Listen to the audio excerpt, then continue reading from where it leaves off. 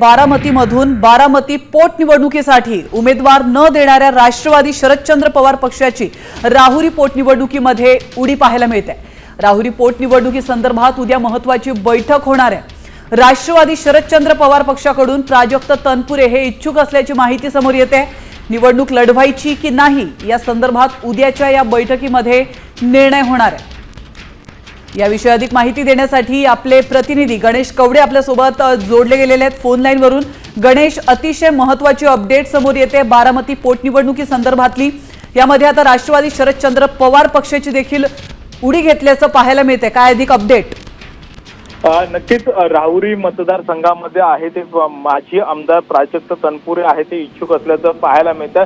खरं तर प्राजक्त तनपुरे यांनी ही निवडणूक लढली होती, मात्र त्यावेळेस पराभव झाला होता। शिवाजी कर्डिले विजय झाले होते। मात्र आता शिवाजी कर्डिले यांच्या निधनानंतर त्यांचे चिरंजीव अक्षय कर्डिले यांना ही उमेदवारी भाजपकडून जाहीर करण्यात आलेली आहे। त्यामुळे पुन्हा एकदा प्राजक्त तनपुरे ही निवडणूक लढण्यासाठी इच्छुक आणि याच पार्श्वभूमीवर उद्या शरदचंद्र पवार गटाची महत्त्वाची बैठक आहे ती पार पडताना पाहायला मिळते आणि याच बैठकीमध्ये राहुरीला उमेदवारी द्यायची की नाही या सगळ्या संदर्भामध्ये चर्चा आहे ती होताना पाहायला मिळणार आहे। एकीकडे सुमित्रा पवार यांना सगळीकडून पाठिंबा बारामतीमध्ये मिळताना पाहायला मिळतं, राहुरीमध्ये देखील तशाच पद्धतीची निवडणूक व्हावी अशी देखील भूमिका आहे। धन्यवाद गणेश, तुम्ही दिलेल्या महत्त्वपूर्ण माहितीबद्दल। आपण पाहतोय सोमवारी उमेदवारी अर्ज दाखल करण्याचा आता शेवटचा दिवस आहे आणि भाजपने या आधीच दिवंगत माजी आमदार शिवाजी कर्डिले यांचे चिरंजीव अक्षय कर्डिले यांना उमेदवारी जाहीर केली आहे। आता उद्याच्या या बैठकीमध्ये नेमके काय निर्णय घेतले जातात याकडे देखील आपलं लक्ष असणार आहे।